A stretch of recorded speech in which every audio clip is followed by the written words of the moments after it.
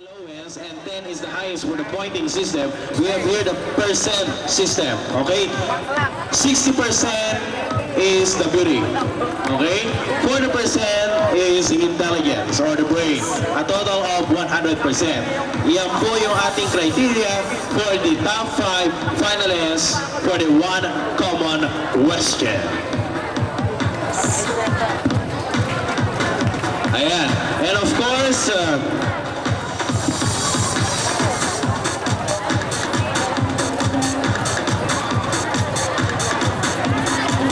we'd like to thank the following sponsors. We have here Mr. Civic Pangilinan, Mr. Edwindo David, Mr. George Basti Taigon, Mr. Joseph Angel Totet Lee. Partner, we could not set this aside for it polishes and manifests that beauty must be necessarily coupled with intelligence. Yes, partner, what a package if they have bought, we will soon find out. And it's high time we move on to the question and answer portion. May I call on first candidate number 13.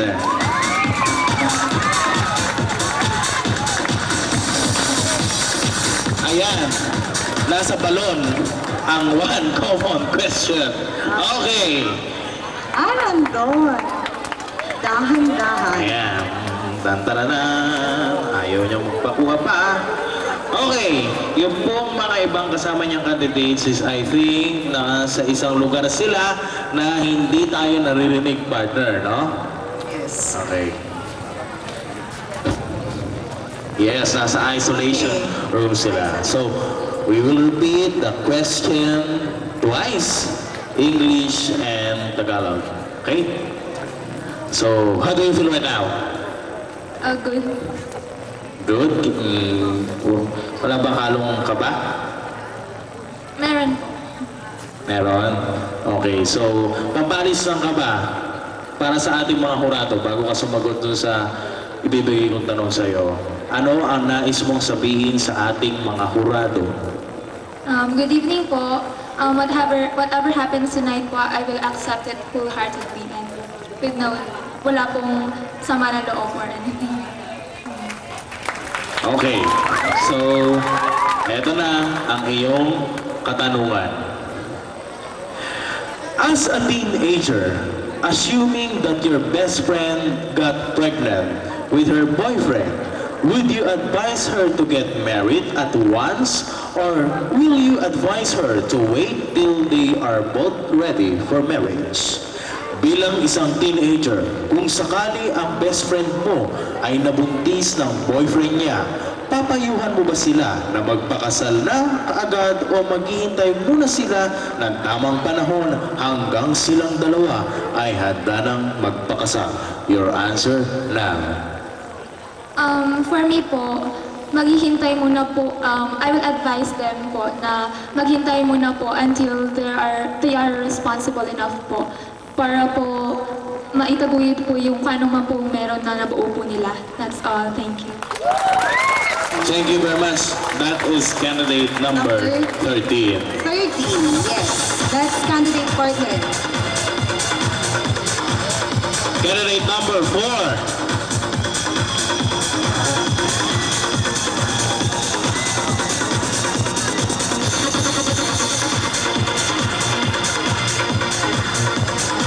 Mga hindi pwedeng maalis yun, di ba? Kasi, ito na siya. Ayun na siya.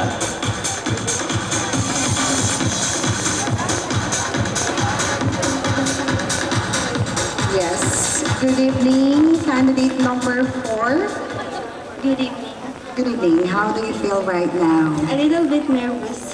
At least a little bit nervous now, partner. Yes. Yes? Okay.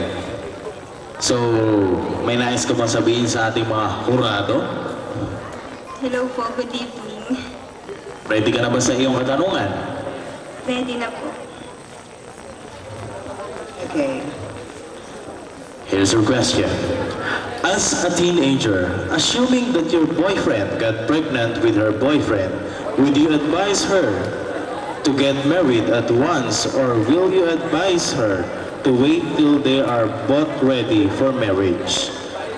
Bilang isang teenager, kung sakali ang best friend mo ay nabuntis ng boyfriend niya, papayuhan mo ba sila na magpakasal na kaagad o maghihintay muna sila ng tamang panahon hanggang silang dalawa ay handa ng magpakasal? Your answer now. Para po sa akin, kailangan po nila hintayin ang tamang panahon. Bakit? Sapagkat hindi po sila magkakaroon ng magandang buhay kung agad-agad na po silang magpakasal.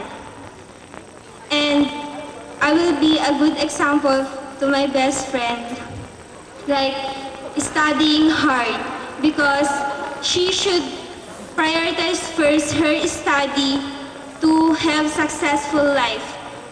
That's all. Thank you. Thank you very much, candidate Thank number you 4. very much, candidate number Thank 4. you. Thank you.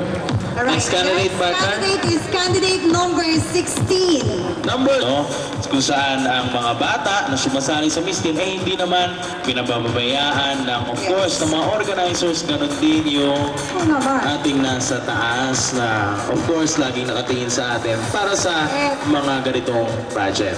Okay? So, candidate number 16, kamusta ka? Kinakabahan po. Kaya, May nais ka sabihin sa ating mga hurado? thank you po. Okay, so ready ka na ba sa iyong question? Here is your question. Talagang kabado siya kasi tango na lang. Hinga ka muna. Inhale. Exhale. Sige. As a teenager, assuming that your best friend got pregnant with her boyfriend, would you advise her to get married at once or will you advise her to wait till they are both ready for marriage?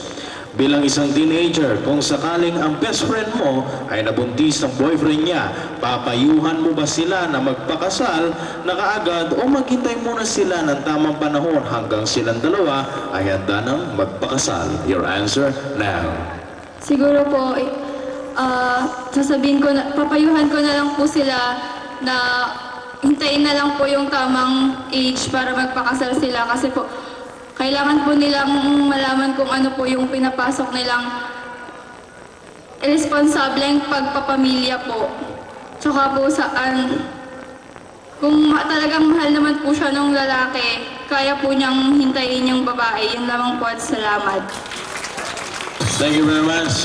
Candidate number 16, members of the Board of Judges, your verdict please. Alright, so next candidate is candidate number 7. Governor Victor Yap on May 23 to 27 sa Maria Cristina Park in front of Capitol Building. Ayan. Natin sa atin ang ating Governor Victor A. Yap. Okay. Candidate number 7. How are you? I'm fine. Okay, so how do you feel right now? Are you nervous or what?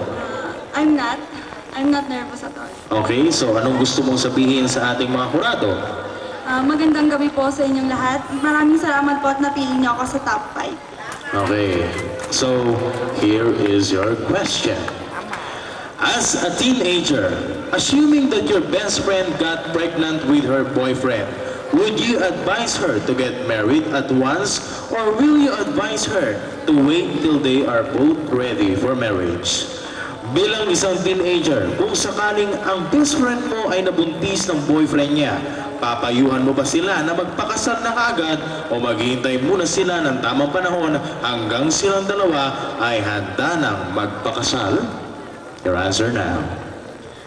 Papayuhan ko po ang aking kaibigan na maghintay sa tamang panahon dahil mahirap pong sumabak sa marriage kapag hindi ka pa handa. At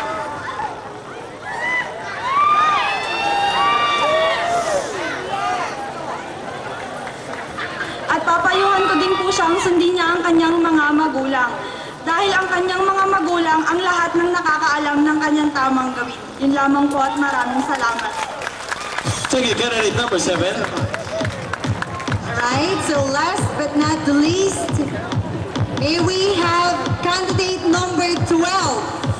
Yes, we are so blessed na hindi talaga natuloy yung ulan. Oo, yung matagal na Yes, ulan. matagal. Akala ko nga magtatagal eh. Correct. Nag-sundance ka rin. Oo, ako magkaroon na ako kanina eh. Okay, so hello, candidate number 12. Hello. Hello po. So, how do you feel right now? A little bit nervous, but I am so happy because I am the one of the top 5 candidate. Oh, okay. Sa ating mga hurado na nasa harapan mo ngayon, ano ang nais mong sabihin sa kanila?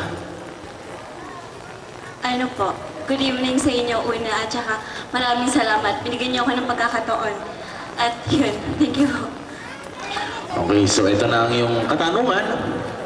As a teenager, assuming that your best friend got pregnant with her boyfriend, would you advise her to get married at once, or will you advise her to wait till they are both ready for marriage?